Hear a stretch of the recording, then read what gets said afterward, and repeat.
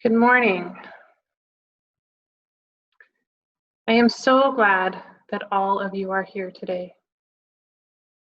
Before I get started, I want to take a moment to acknowledge the ever-present hurt in our world and in our lives right now. We are living in a very hard time. From the pandemic to politics, climate and justice issues, there is a lot weighing us down. If you can, and it's okay if you can't, I invite you to put down your burdens for just a little while we are all here together. Let us take a few deep breaths.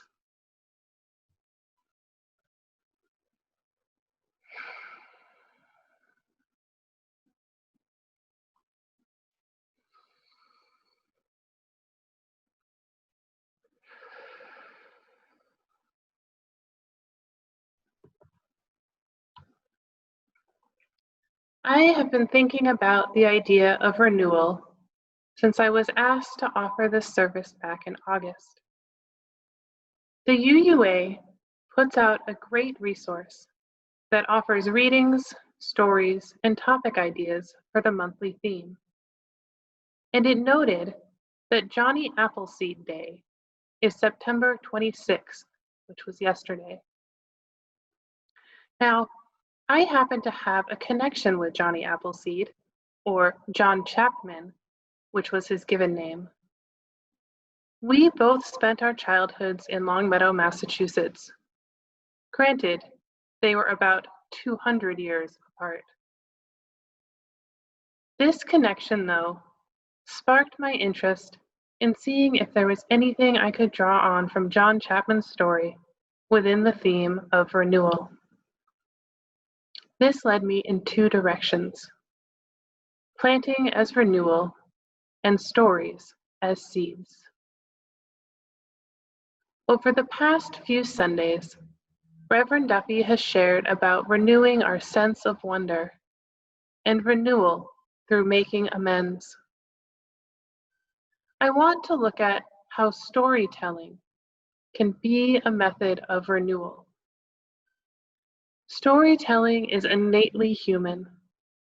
Since the beginning of humankind, people have told stories as a way to teach, entertain, make meaning, share values. Stories help orient our lives in the midst of chaos. They help us imagine ways that things could be different.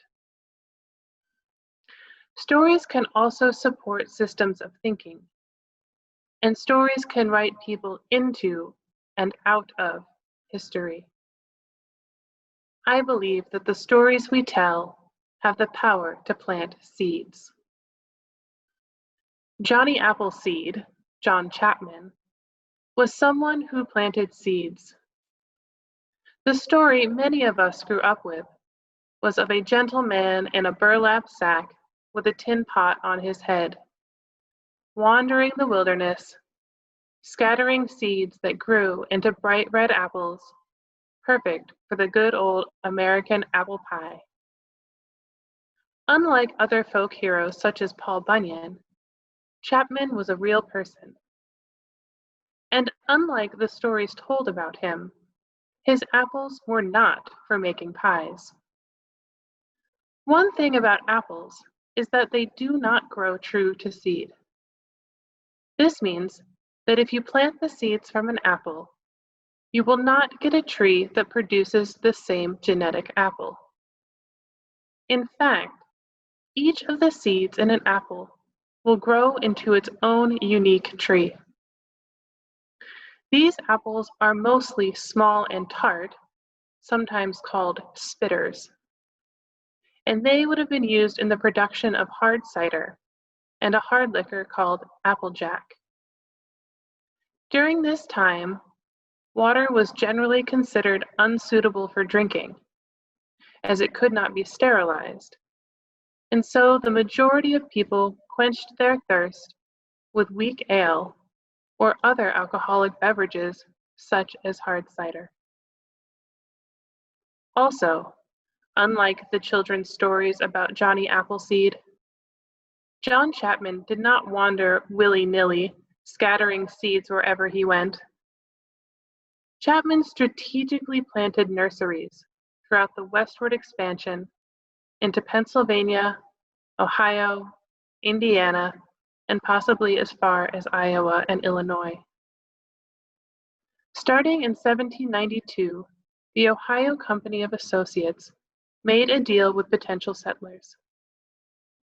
Anyone willing to form a permanent homestead on the wilderness beyond Ohio's first permanent settlement would be granted 100 acres of land. To prove their homesteads to be permanent, settlers were required to plant 50 apple trees and 20 peach trees in 3 years. Since the average apple tree took roughly 10 years to bear fruit, this illustrated their commitment to the land. Chapman capitalized on this. He would visit cider factories and gather seeds from the discarded leftovers of the cider process for free. These seeds would be planted in nurseries that would grow saplings for Chapman to sell to settlers establishing land claims in the Northwest Territory. While historians tend to agree that Chapman got along peacefully, or at least indifferently, with Native Americans, it cannot be overlooked that he was integral to the displacement of Native Americans as the newly independent United States of America moved west with its colonial project. So why this story? Other than the date and my personal connection of a hometown, John Chapman planted seeds literally, and Johnny Appleseed is a tale that has planted metaphorical seeds. So how did John Chapman turn into Johnny Appleseed that many of us grew up with? Johnny Appleseed became the saccharine character that we know today through the efforts of Prohibition. Many of the nurseries and orchards that grew from his seed were cut down by the FBI to prevent the making of hard cider and applejack. Johnny Appleseed needed a new story, one where his apples were sweet and wholesome, just like the ideas of America that some people were pushing at that time. But along with the trees that were cut down, so was the truth of Chapman's story, one of colonial expansion into stolen lands. Another story I want to share with you this morning is about my sister's garden. Most summers, my sister Becky, who lives on the East Coast, comes to stay in Montana. She is a middle school teacher and takes advantage of her summers off to spend time in our mountains with myself and my brother's family here in Bozeman. However, this summer, because of COVID, she stayed put in Rhode Island. She and her partner decided to embark on a project of turning their suburban lawn into a garden oasis of food and flowers.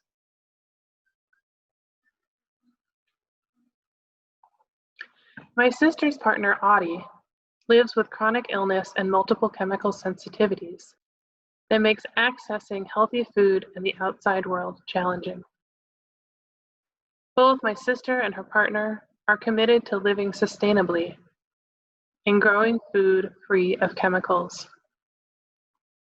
They are an amazing team and have transformed their yard into an incredible space. Part of what makes it so incredible to me is the research and intention they put into creating it. Audie did extensive research into what plants can help other plants grow and thrive by affecting the soil, into what plants will attract the good types of insects, and what will ward off harmful bugs. In a Facebook post about balloon flowers, Audie shares, birds, bees, and butterflies love these flowers, which is why we bought this plant.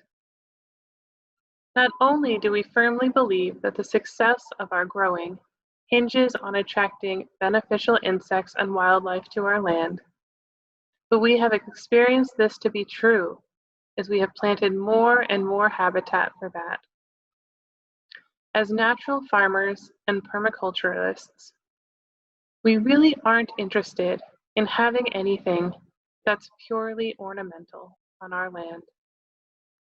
So when we're out buying flowers, we research all the details before we choose, so that we're sure everything on our land supports wildlife in some way or another.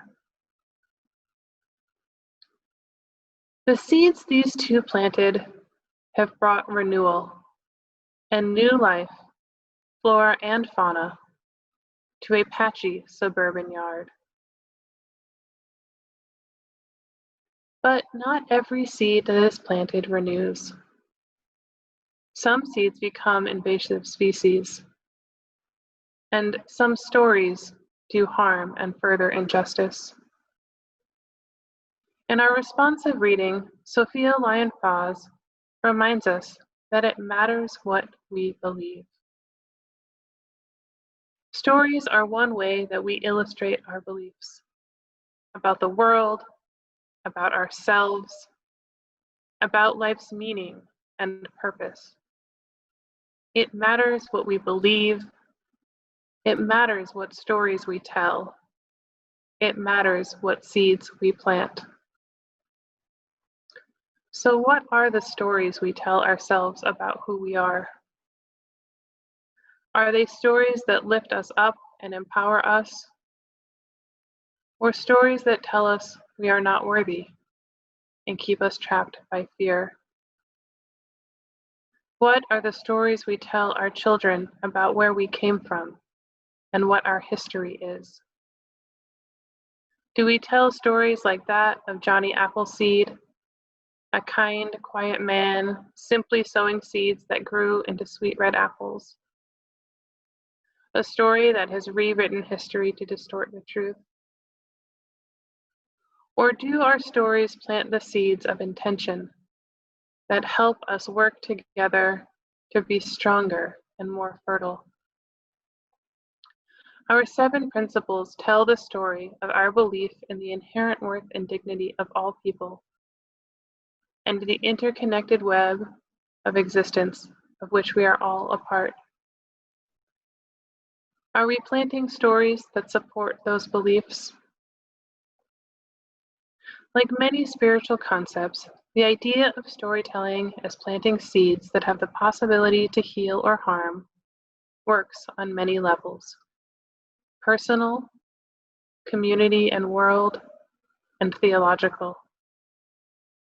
On the personal level, we can think about the stories we tell ourselves. How often are those stories about our worth? We are not worthy because of X, Y, or Z. If only we were somehow better, different, more or less of something. These are stories that plant seeds of harm. When we can shift our internal story to ones that align with our knowing that we as humans have inherent worth and dignity, the stories we tell about ourselves can become seeds of renewal, seeds that give us strength and that heal our broken places. And on a community level, what are the stories that we tell about where we live? Who is present in our stories, and whose history do they include? These stories can impact how we vote in local elections, who receives local resources, and how our communities thrive or flail. And when we talk about the world at large, are we telling stories of a place that is beyond repair, or of a place with potential? These stories root us in how we approach change.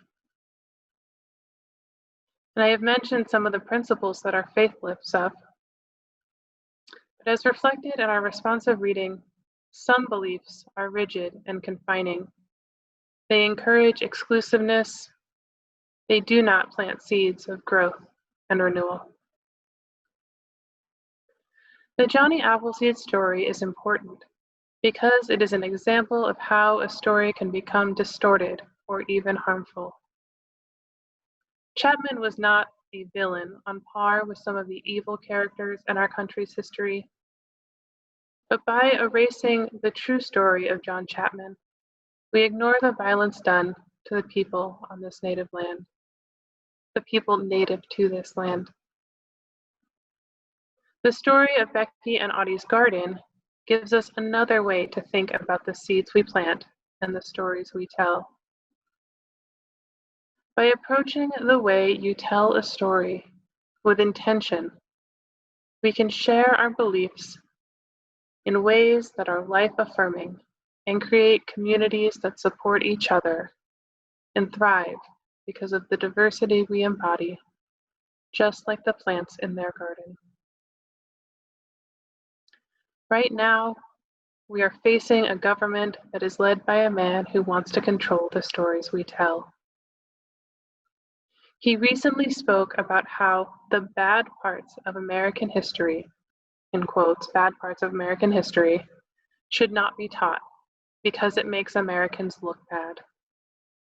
Instead, sanitized American exceptionalism should be the curriculum taught in our schools.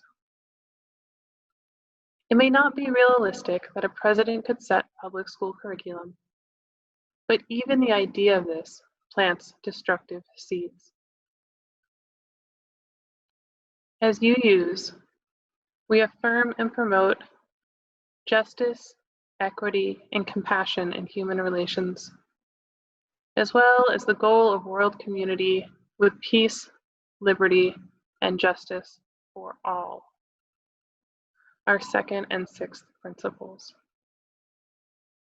It is imperative that the seeds we plant through the stories we tell be ones that renew, bring forth life, restore strength, repair broken places. We need to lift up the voices of others who are different from us, who have wisdom and perspectives to share. We can confront those who wish to erase marginalized people with stories that reclaim history, that expand narratives to include those who have been left out. And through doing that, we can renew our commitment to our faith, to love, and to justice.